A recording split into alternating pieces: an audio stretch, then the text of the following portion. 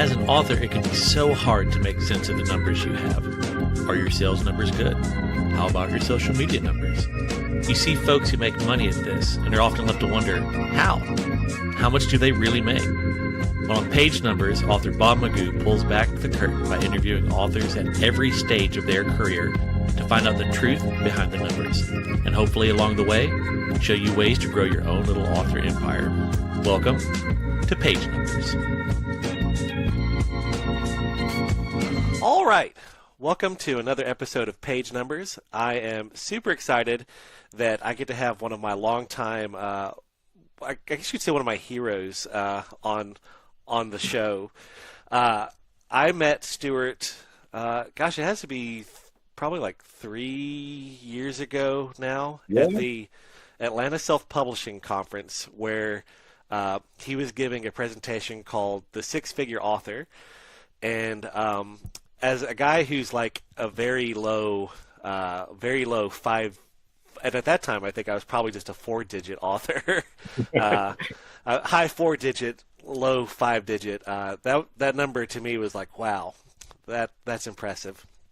And luckily I got to hang out. We got to hang out over the weekend, got to know each other, and we now get to hang out at cons. And I've got to learn a lot from this man, and I'm hoping that y'all will get to learn a lot from him as well, because he has a wealth of knowledge. He's been doing this longer than pretty much anyone I know in self-publishing. So, Stuart, why don't you just take a minute and tell... I couldn't even total up how many books you've written. I went to your website and started to. I was like, it's just too many to count. So why don't you tell people a little bit about you, what you write, and just a little bit about your journey. Sure. Well, hi, everybody. I'm Stuart Jaffe. I'm best known for Max Porter Paranormal Mysteries. But I write a wide variety of fantasy and some science fiction, more science fiction now I'm starting to do. I've been a professional author for about 30-some years, so I predate the days of the indie. You know, I go back to the days where indie was a bad word, and I'm still doing it. And I love it. My undergraduate degree was in theater, in directing theater. I was going to be Steven Spielberg. That was my goal. And then I started writing plays so that I could direct them, and so that I could have control over shit. And then I kind of liked writing and went out to California to direct, did some stuff out there, discovered Hollywood I knew it was going to be sleazy, but it's really sleazy. And I was kind of like, I was put off on all that. And I thought at that time I had finished my first book. I'd been writing short stories for a while. I wrote a book mainly just to see if I could do it.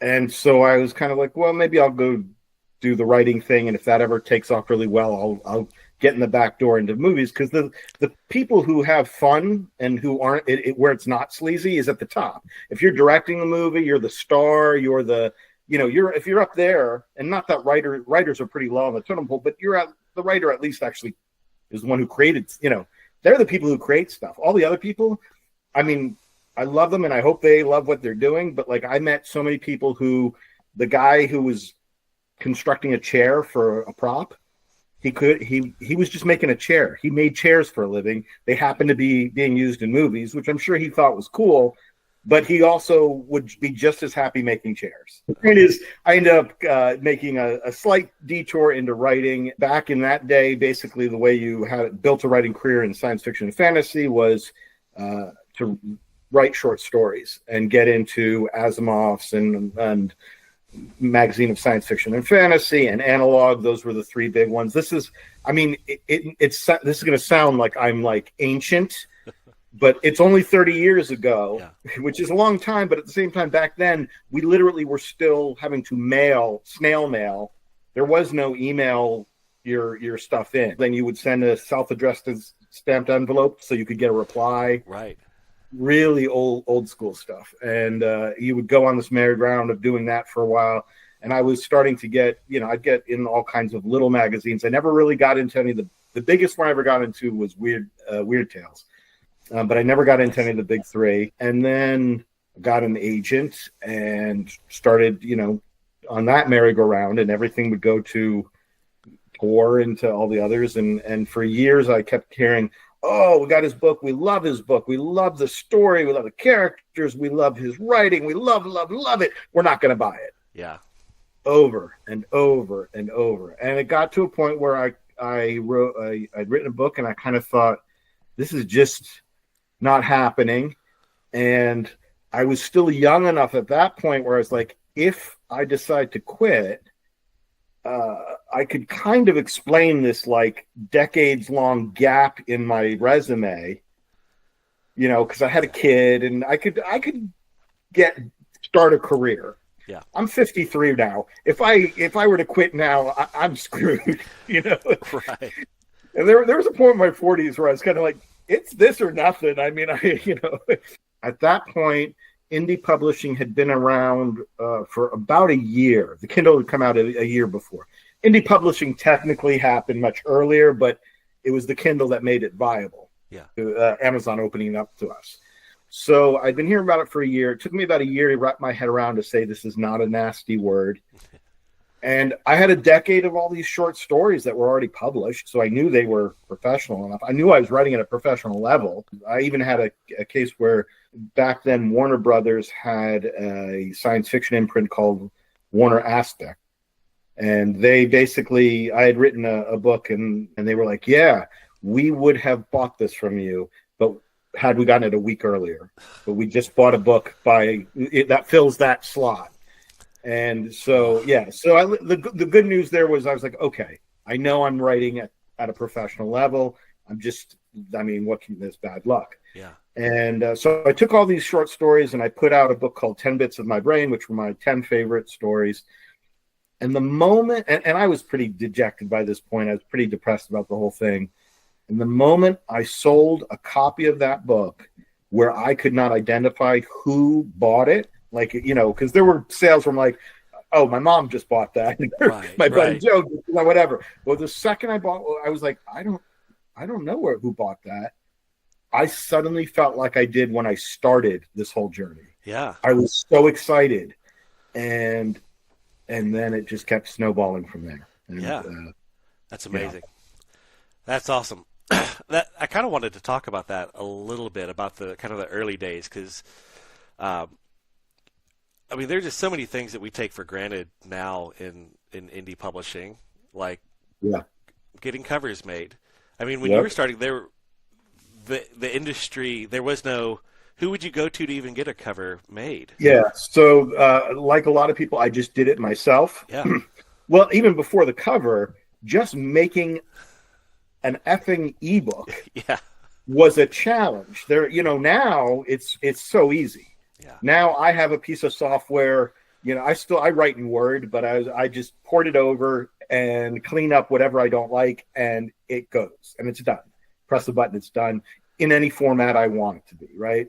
But back then you had to use, like, I think I used 3 different pieces of software, and you were just jury rigging them to try and get them to work together. Yeah. And you kind of had to know a little HTML code too, if you really wanted, because it was hard, it was just a nightmare, you know. But it was also the Wild West, and so you could do things and experiment with. I mean, you still can, but the readership was so hungry, and there was so little out there.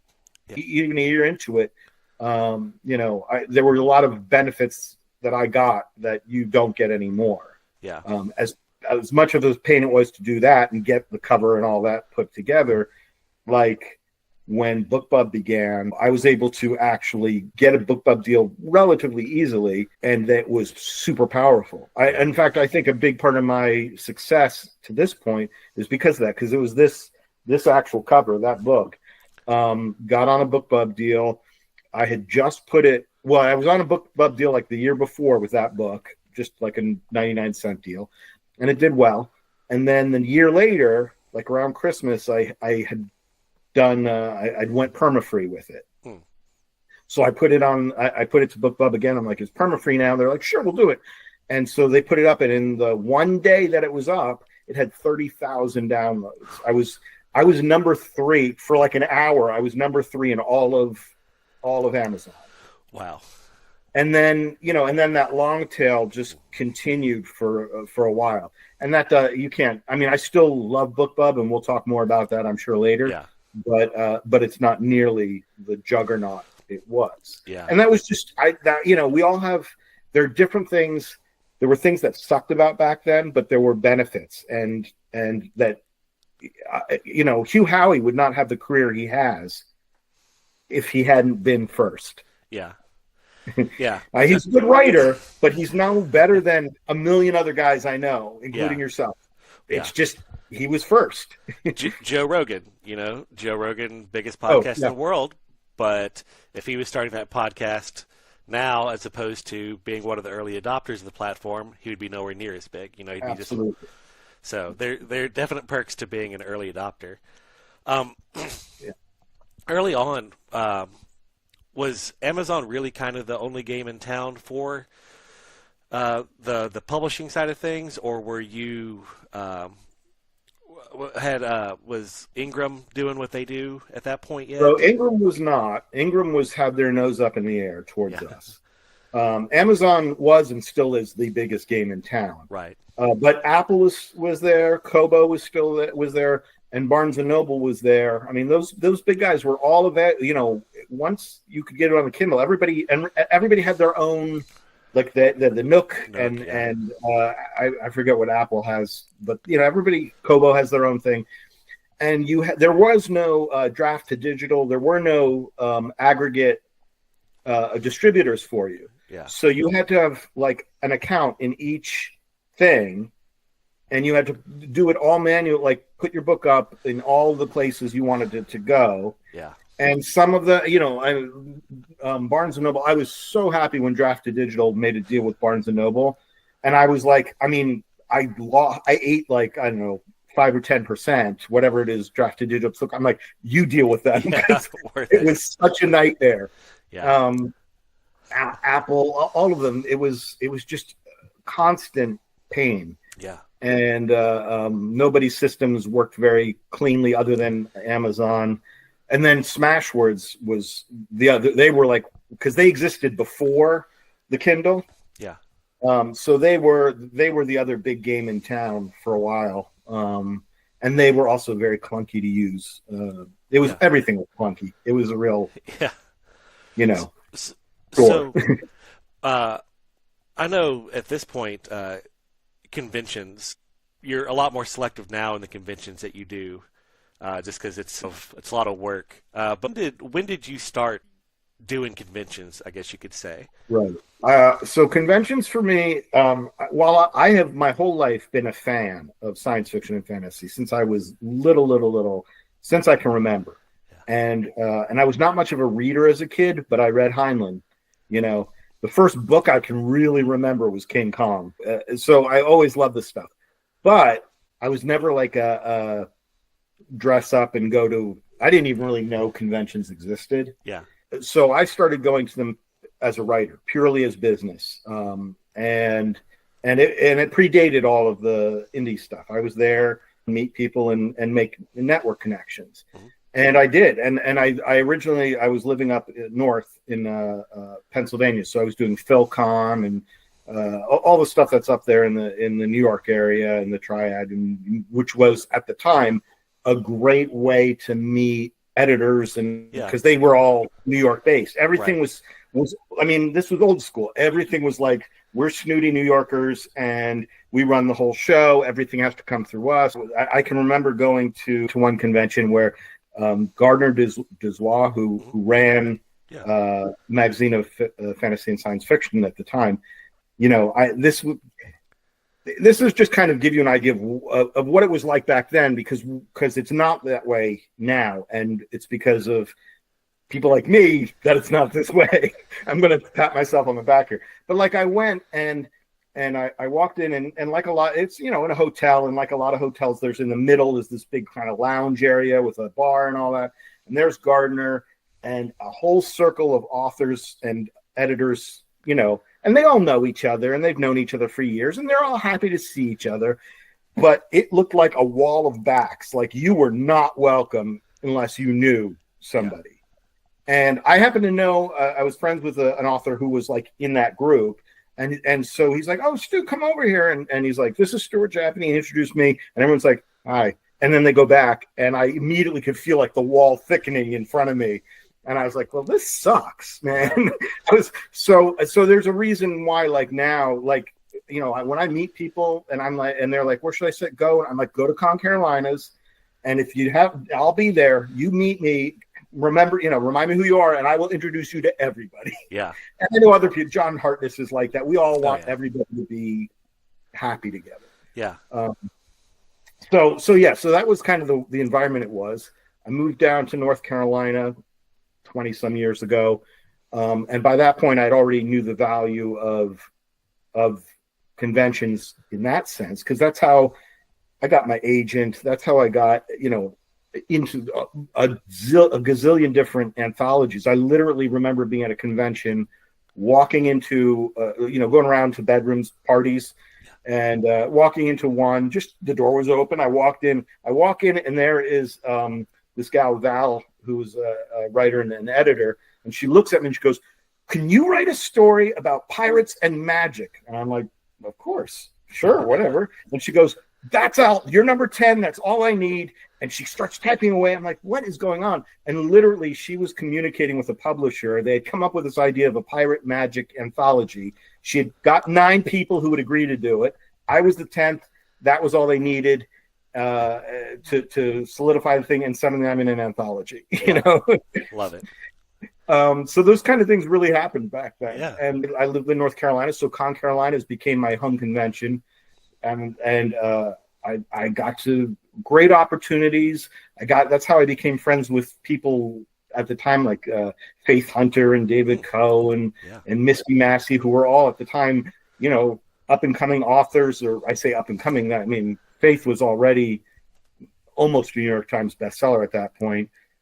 David had you know, a couple series with Tor. I mean, they were all really good, doing really well, and I made real great connections, had great things go on, and then when the indie thing happened, I was kind of already, you know, in that circuit, and that was all the small cons. I didn't start doing the huge vendor cons until much later, till I actually had things to sell, and you know, and met John Hartness. He taught me a lot about selling that I didn't know. I didn't know anything. You know? Right. Yeah. It's always nice to have someone who can take you under their wing like that. I had Ben Meeks was that for me. Kind of showed me the ropes on selling in person. You find, like, John and I, who a lot of people already know who John is. You know, and if you don't, John is the publisher of Falstaff books and a great writer as well of urban fantasy and comedy and stuff like that. But we came up together. So a lot of people nowadays like, "Oh, John Hartness, can I go talk to him?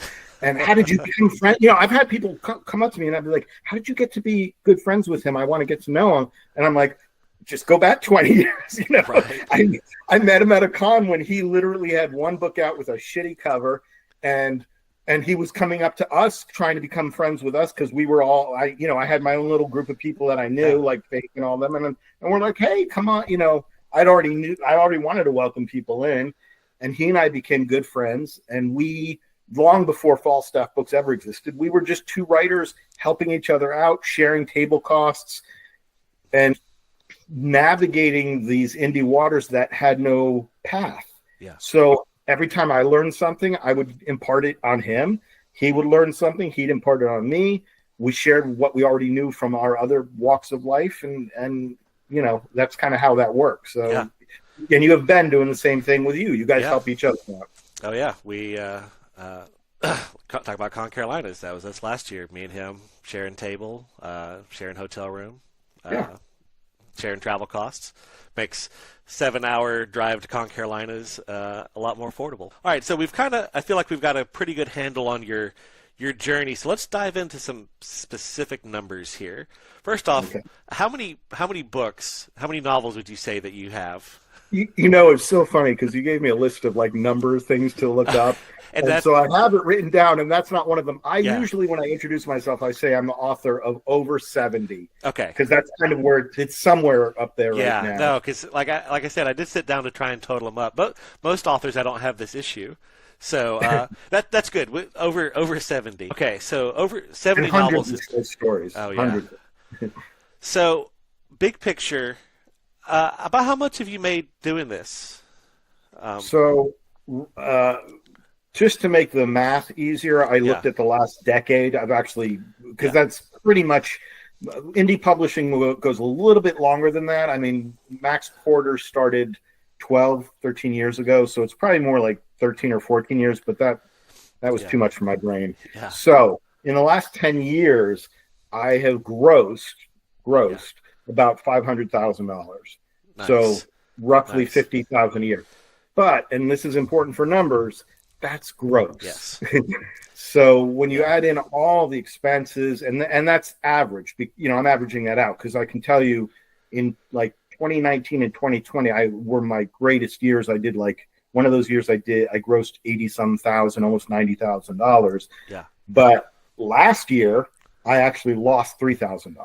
Oof. So yeah. And it's not because my expenses were a bit high last year, but the income has just been, it's been just going down for the last 5 years, every across the board. Very few people I know in this business have been reporting their sales going up. Yeah. It's just been brutal. Yeah. So, but over the course of a decade, it works out to about $50,000 a year gross. Probably, I'm going to guess $25,000 to $30,000 a year net. Yeah. Does the bulk of your money come from traditionally from in-person sales or online sales? Or about half and half? It depends on the year. Overall, it used to be almost all online, and then in person. I always do well, or I always do well now that I have a lot of books out and all.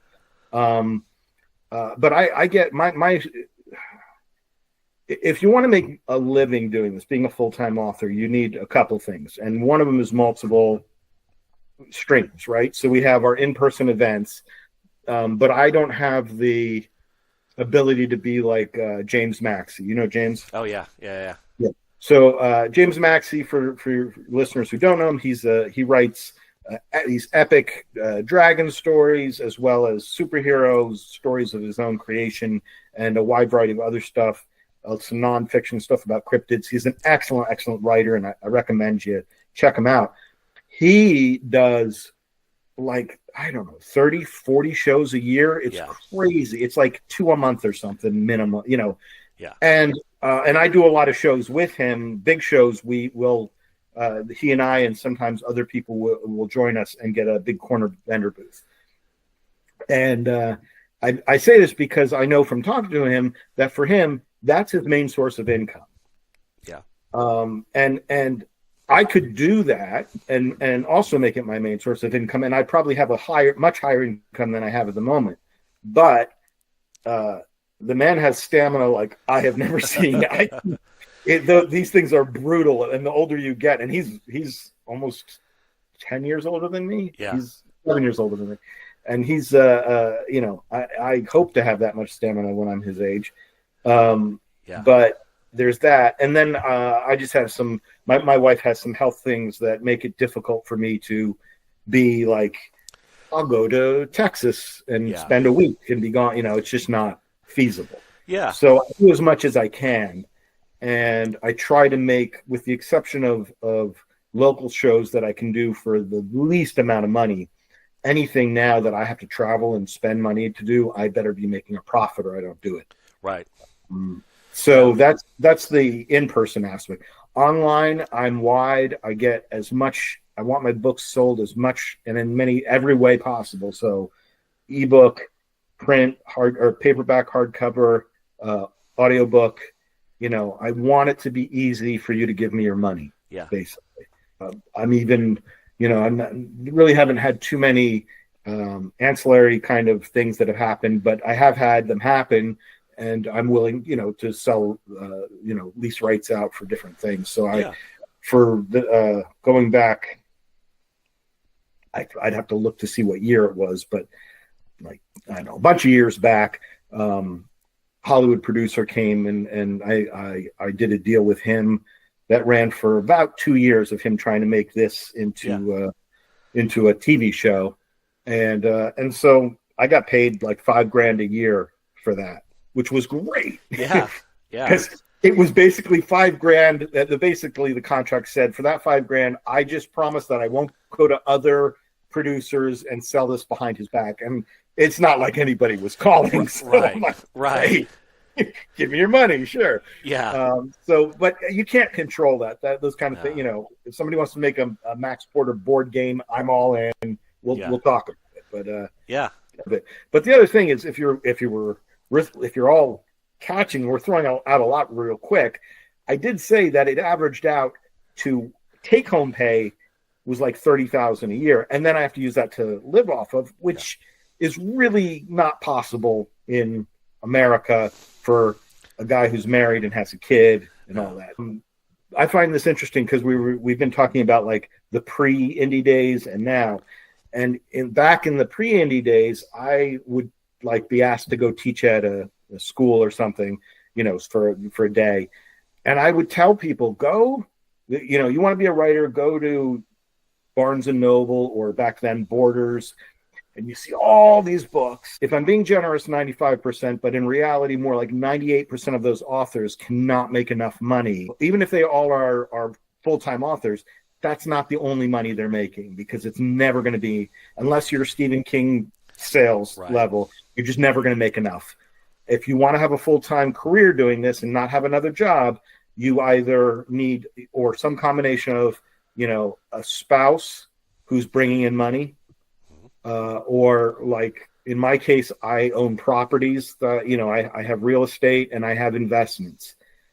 You have to have other streams, or maybe your grandpa created Monopoly and you're making money. Whatever it is, we need other income streams in order to survive. Yeah. And then those of us who are full-time authors, usually our writing is making a significant amount, but it's probably not enough on its own. No. I saw a quote the other day that said, spousal labor is what supports the publishing industry. Yep. Absolutely. I'm fortunate that, I have a day job for right now, but in theory my wife did offer, it was like, if you really want to, you could quit your job and just focus on this. And I was like, well, I would crumple under that pressure, but thank you. It is not for everybody. Everybody thinks it's the dream they want. Yeah. And it's really not. It is for me. Yeah. But you have to be comfortable. First of all, you have to have a lot of self-discipline. Okay. John Hartness has talked about this a lot, because like the year I met him, he had quit his day job because his debut book was selling really well, but he learned he was not self-disciplined at that time enough to actually get up and work every day. And so he blew through the money and he ended up going back to work for a few years before he could, quit again. And since then he's been a full-time author and he learned his lesson. So you have to be really self-disciplined. You have to be extremely comfortable with uncertainty. I cannot tell you how much money I'm going to make next month, next week, or today. And so you have to be able to, that's part of why you need other income streams. And you also need to understand how to save money. And I strongly urge learning how to invest money so that you have, a cushion, because there's so much out of your control. And then the final thing is that people don't realize, and that they need to, is that they're going to be they think they're just going to sit back and spend the day being an artiste and writing. You struggle now with your job to find time to write. And you're like, now I'm a full-time writer. Here I go. And suddenly you're going to have to struggle to find time to write because you spend all your time doing business stuff. I spent an hour and a half today. I had about 200 books delivered today. I had to go through them, make sure they were all correct, that they weren't ruined, that, you know, just doing inventory frickin' took me an hour and a half today. Yeah. And was annoying as anything. Oh, yeah. This is something I've been talking about, and you talked about it there briefly. Everyone I've talked to on the con scene, pretty much every event that we've done this year has been worse than the year before. You know, if we've done it 2 years in a row, it's typically been worse off. Have you been kind of seeing a similar trend? So it's been that way since after everything opened up in after COVID. It was been going down, and then this year I this again, talk about things being out of your control. So I just did like, I don't know, three. I've done 3 or 4 conventions this year already. But the big one that I did, which was GalaxyCon Richmond in Richmond, Virginia. And in the past years, I usually hover around selling like 90 some books. I sold 150.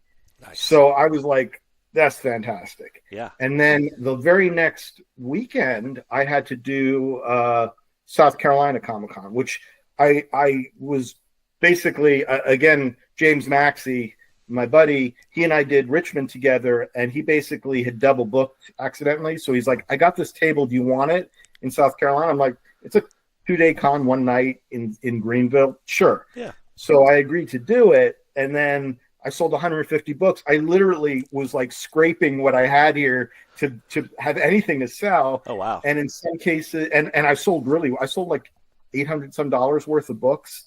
You know, and literally by the end of the first day, I had like my little sold out signs on, and people were like, "You sold out already?" Darren's like, "You sold out already?" I'm like, "Dude, there was only 2 copies I had left." You know, but I did really well. That's part of why I had such a big order now, is I had nothing. Yeah. So people are buying again. However, this all was more or less happening like Richmond happened before the tariffs and everything just went kablooey in the stock market and elsewhere. And people still bought at South Carolina, which was fine for, you know, but I'm the real test for me will be in July, which will be GalaxyCon Raleigh. That's my biggest sales event every year since it's been going. And that one, you know, if it's like Richmond, I might hit 200 books finally. Yeah. There. I don't think I've hit 200 bucks.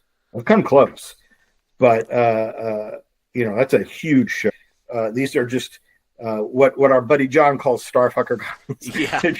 they're just a bunch of movie stars that draw is the big draw. We're there just selling at a vendor table, but there are like 40,000 people. These are huge events. And so, you know, I to sell, usually I would do like $1,500 worth, but at Richmond I did $3,500 worth, and then at Raleigh in the past 2 years, I think I usually get close to about 5,000. Yeah. So you know, so it's hard. I can't turn that down. Yeah.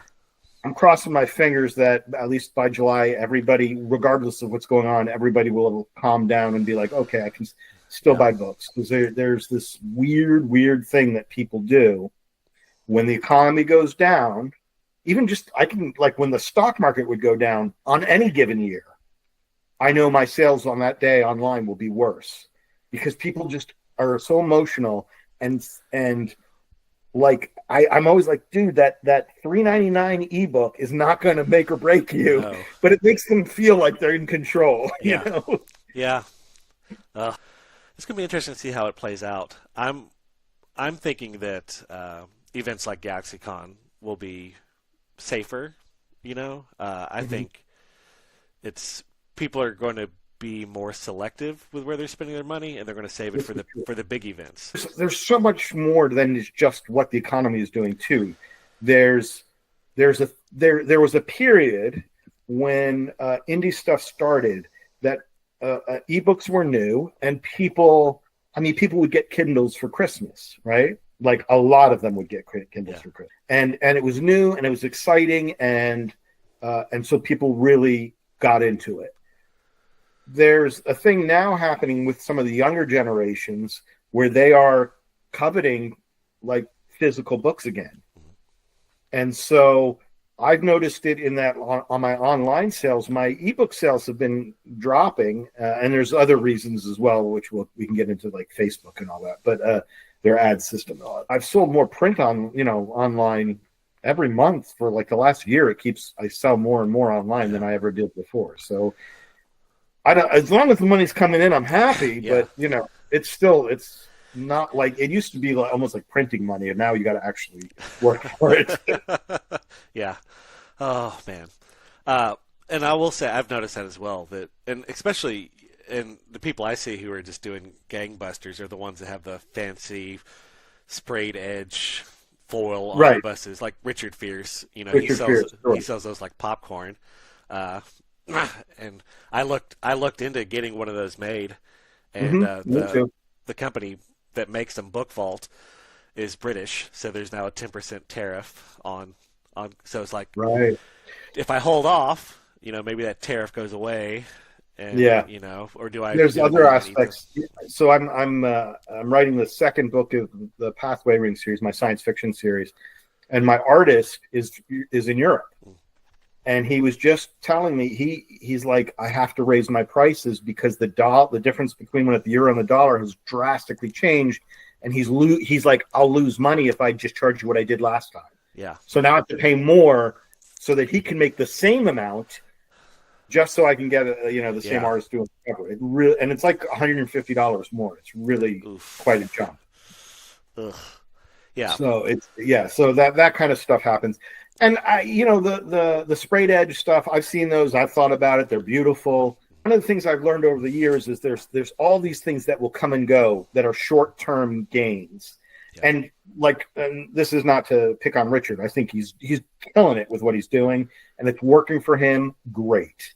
And I learned a couple things. One is I could do it, and it might totally bomb. I could do literally the exact same thing, but my audience is not his audience. My audience might not care about those things. Yeah. So you have to figure out whether it's going to actually work for you. And then if it works, it may work. It may be something that's going to work forever, or it may only be like the thing that's hot now, and then everyone's tired of it. Yeah. So, I try to find things that I feel comfortable doing, that I know I'm going to be willing to do year after year after year after year. That's why I never got on with Vela. Like I had some author friends that were like, "Oh man, they're giving out all these bonuses. I'm making hundreds a month." And I was like, Amazon does not seem like they actually care about Velo. It's going to go away. Like I just don't see that it's going to make it. And it did. And it's like, nope. Yeah. So I agree, and that's something. You can't do everything. You can only do so much. Yeah, and I think what you said there was very important. And I tell people this all the time. You can do everything the exact same way as another author and still fall flat on your face. Yeah. And it's just and you'll never know why. There's a million reasons why anything turns out the way that it does. You'll probably never know why Richard sells 10,000 copies of this. And timing. He's among the first that I know of that was really doing it. I mean, I know there are others who did it, but he's the first within our genre to really be doing it. So he's first. Yeah. It could be.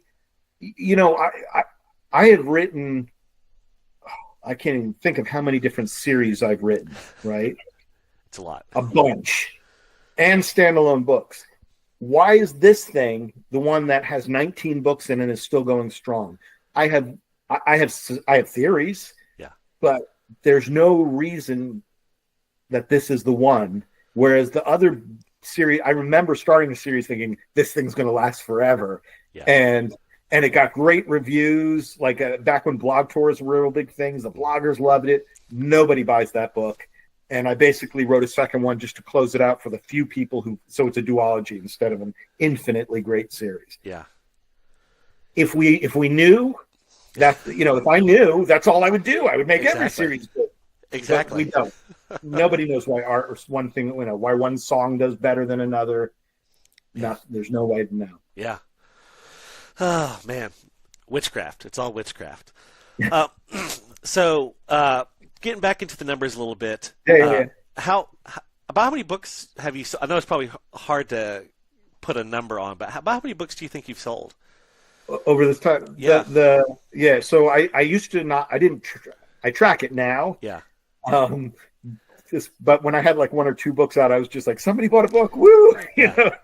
Yeah. But anyway, again, within like the last 10 years, roughly about 300,000. That's awesome. So, That is and awesome. you know, and some of those numbers are because I will frequently put a book on sale for 99 cents, and Right. so you'll sell 1,000 in a couple of days. Yeah. But yeah, I mean, and it is awesome, and I'm really happy about it. There are plenty of people who do far better. Yeah. There's also the fact that I've just been doing it a long time. You know, people come to my new authors. I'll do these big shows like GalaxyCon, and there's always somebody there who has like 2 books, and they went and got an artist alley table, and they'll come by, and I have almost every, I had this wall of books. You've seen my table. It's this huge thing, and they're like, "How did you write all that?" And I'm just like, my standard answer is, I'm old. I'm just, there was a time I remember being at Con Carolinas, and back then, you've been going since you've gone. They have that whole like area where there's all the authors are, but they used to have us just streamed in the hallway, back where the dealer's room is and all that, and I think it's like $10, and you got a little like table, and it was like real tiny, and I'd have like 1 or 2 books, and I was there the week, and I was thrilled to sell 5 books. Yeah. So we all start off at that way, and it's just time. If you're consistently writing, then it'll eventually add up. So what social media platforms do you use? So I have used a bunch, but I still primarily am on Facebook, and I have a Facebook group called Stuart Jaffe's Madhouse, which is like and I created it because of all the problems with getting your voice out on Facebook. Yeah. You can find my Twitter account. I've not been on there in years. You can find, I have a Blue Sky thing. I tried it. I've tried all of them when they came, when Instagram became a thing. I tried that. I tried Pinterest, and I found that I hate them all. Yeah. I really don't like them. Facebook, I stay on for 2 reasons. One, pretty much all of publishing and all the authors I know are on there, so it's a communicative kind of thing. Yeah. Just to talk with them and my peers, and also my readership tends to skew older. I mean, I have readers, young readers and very old, the whole thing, but my demographic definitely picks up around, middle-aged women and older, and the older they are, the more they love me, and they all still hang out on Facebook. So if that's where my fans are, that's where I'm going to put my time. Absolutely. That's the thing. If you're writing, young adult, you probably want to be hanging out on Instagram or TikTok or something like that. Yeah. But and I tried TikTok too, and I couldn't get any traction. So you just, but you just never know. There are plenty of guys, there are like old guys, like elderly guys who have their first or couple books out, and they're on TikTok and they're killing it. Yeah. So you got to do. It's like selling books. Who knows why? Yeah. And people hit it some down. You've only got so much time and energy. Yeah. Yeah. Exactly. If I was making enough that I could hire a personal assistant, then maybe I would be more active on all the social medias. But instead, so I didn't want to do like TikTok because of all the problems, even before they had political problems. I knew enough that I did not want to put it on my phone. So I had somebody basically once a week. She'd send me an email, which would be like, here's a bunch of the ideas, do these or do your own thing. And I would make all the videos, send them to her, and she would edit them and put them up on, and do all the gaming the system kind of stuff. We couldn't get anything. I did a contract. I think I was with, it was either 6 months or a year. I forget. I gave her a good amount of time. And she's like, I don't know. She was having good and has good success for Falstaff. Yeah. But so you just never know. So anyway, so I stuck pretty much with Facebook. That's where I did all my advertising. Back when Facebook ads were really, really powerful. You could get really granular with the targeting. And but again, then Europe started the GDPR shit, and which as a consumer, I'm like, that's great. as a business person, I'm like, because it just ruined it. It just destroyed it. That was such a big income stream for me, were those ads for years. Yeah. I mean, significant. And that's you coupled that with the with COVID and just everybody, that's been a big hit. Why my ebook sales have dropped, and I haven't quite found a good, combination of things. In fact, being here is part of it. Is part of my strategy. I've been actively trying to get on more podcasts just to have to see if there's any effect in doing these, or if they're just fun. I mean, I love doing them, and I like you and try to help you out. Yeah. But just to see, is it getting any message out there? Yeah. Yeah. No, I definitely take a shotgun approach to being on podcasts and shows, because I do just genuinely love doing them, and I will be on anything. Yeah. And I don't know to what degree it moves the needle, but I had a guy who he was like the best friend of my best friend from college, and he would go up and just ask out every beautiful woman he saw. It just, this guy was not Don Juan, he was a nice guy. But, right. And he's now married to a gorgeous, brilliant woman. And I love that guy. He's punching above his weight class on that one. She's an amazing woman. And, but he said that, it's just a shotgun, I just hit a broad enough pattern. Eventually someone would say yes. And then, they'd give me the time of day. And that's kind of my approach to doing podcasts, is I don't know what's going to be the one that leads to the opportunity. And the thing that's always so hard about this is that so much goes on in the background that we never see. I know I've had this happen on a much more limited scale. I'm sure it's happened to you far more frequently, but you just have someone seemingly out of the blue just come up and be like, wow, I've read and reread all your books multiple times. And they've been this super fan. They've never left a review. They've never, they've been telling all their friends. They've probably generated you, tons of sales, but you never knew that they existed until they just happened to now's the day they decided to tell you. Honestly, that's one of the draws of going to conventions. I always say to my wife, I'm off to play celebrity for the weekend. But one of the nice things about it, even if it's a sales convention where you're just streams of people, are those interactions. And they don't even have to be as gushing as that. Even just the one where it's I've had people come up to my table at a Galaxy Con, and they're looking, and they get this quizzical look, and they're like, I have that book. They don't even realize I'm the author. Yeah. They just think I'm selling books, all by the same guy. Yeah. But they're like, oh, I have that book. I liked that. And, I play guitar, and so I have a hobby band. And so we go out and play a gig. It's a live performance. I can tell you right away whether we're doing good or shitty by the reaction we're getting, right? Yeah. But when you write a book, you do all this writing, and you don't know. You get your reader, you have your beta readers and all that, but eventually you have to put the book out there. And then you can't really, we all know, not to read our reviews. And even if you do read them, you can only give that so much a grain of salt. Yeah. So you just have no idea until somebody comes up to you and actually talks to you and when they come with stars in your eyes and looking at you like you're actually important. Yeah. And you're like, me? You read my book? How many times? Yeah. Are you looking at me? I'm not somebody special, but to them, you are a celebrity. Yeah. Because they are amazed that you're the person who created this thing they love. And it's really special to them, that they really do want your autograph. And then when you tell them they don't have to pay for the autograph, and they're like, they're amazed. Yeah. And I'm like, how much would you really be willing to pay me? Because I wouldn't pay me a dime for my autograph. Right.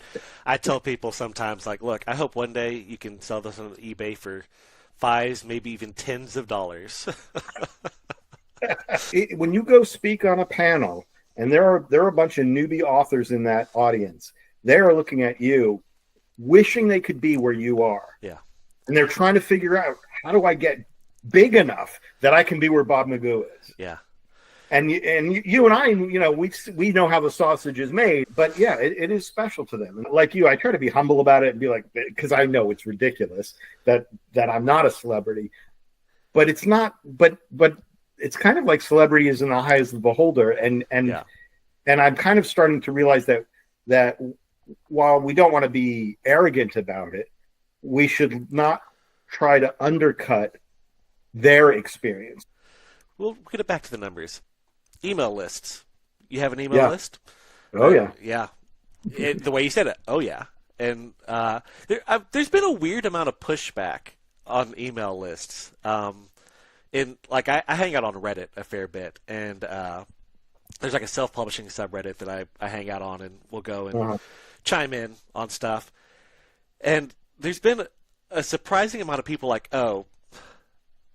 Gen Z, they don't read newsletters. Like, newsletters are a waste of time, and like people don't read newsletters and stuff like that. And I will quickly push back as like, that's stupid. Yeah, that's insane. Like, it's by far my best marketing tool. I don't do any. I haven't done any paid ads yet. It's on my to-do list this year to start experimenting with some paid ads. But so for me, my best marketing tool is my email list. Absolutely. I'll be speaking at Saga in next year, 2026, doing a whole thing on newsletters. And I've done it before at other conventions. I have 11,000, roughly, not quite, but I'm getting close to 11,000.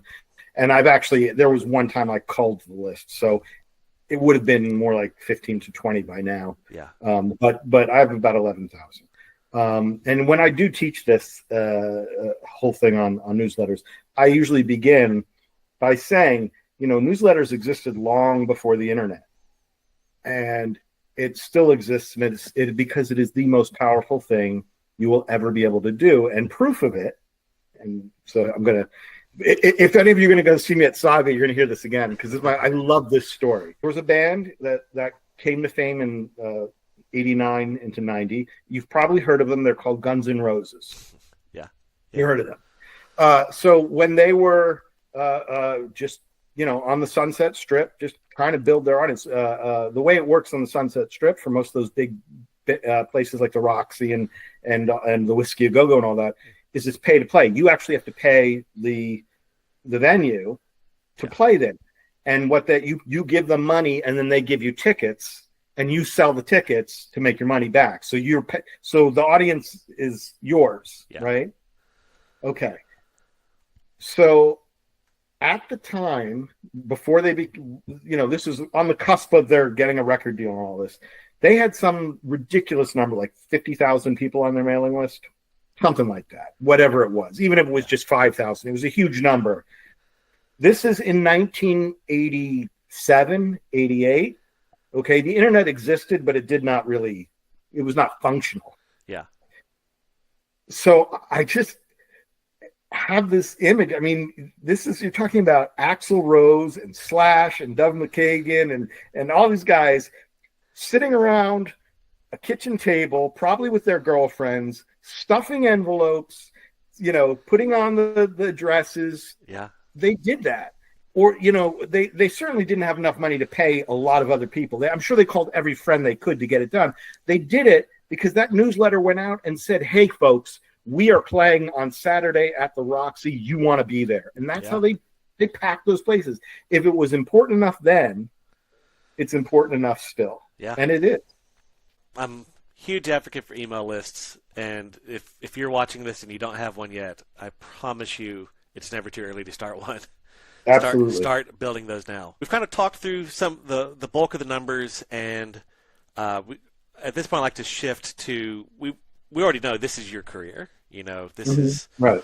So I always advocate for people that they should define success for themselves. Like what does success look like?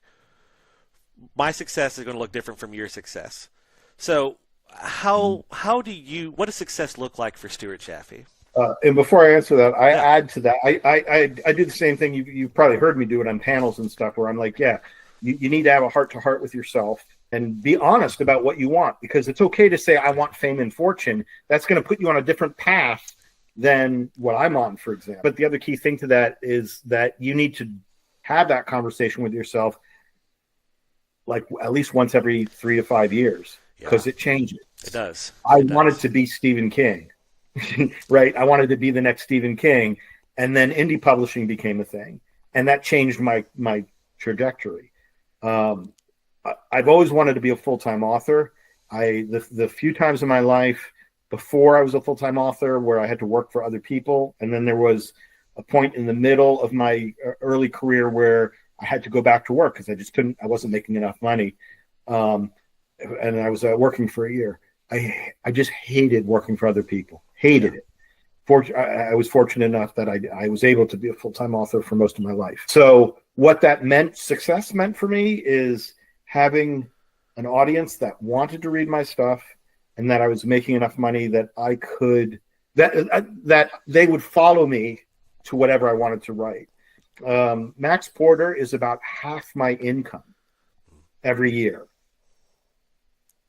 If all 70 books I wrote were Max Porter books, I would have a lot more money. But I would be bored. I don't know if a series would have lasted as long as it has. I mean, I would have hated it. Yeah. I write a lot of series because I love writing, and I want to keep doing different things. And then I come back and I do another Max Porter book when I'm feeling excited about it again. Yeah. If I'm not excited, I can't expect my readers to be excited, right? And I hopefully, if you can keep your passion about it, it will be a long-lasting thing. Yeah. And there are people who've done that, big names that have done that. What's your next move? You got any big plans? Anything trying to shake things up in the new year? Or oh yeah, I always have irons in the fire. Yeah, and I mean, there's always my own things I'm writing. There is a project I'm working on with an artist where I'm trying to be. I'm not under an NDA, but I don't want to jinx anything. And we're putting together a proposal, but it's basically, we've been talking about doing this for years, which is something that takes my prose writing and his illustrations and mixes them so that they're more than just here's a picture of what's happened on that page. Okay, all right. Okay, I'm intrigued. But something where it's a really cool idea, but it's basically it's something where the art actually interacts with the text. Both of us are like, I'm not doing this and to just have to try and get peanuts. We need a publisher, especially because publishing graphic stuff can be a real pain. So so that's why we're putting together. We've been in the process for about literally almost 6 months to a year now. I've already outlined the whole thing. He's been doing artwork, and then we put together a package. I wrote a sample chapter, and we're just about ready to send that out to publishers of both major publishers of books like Tor and those kind of Random House, but also to graphic novel publishers.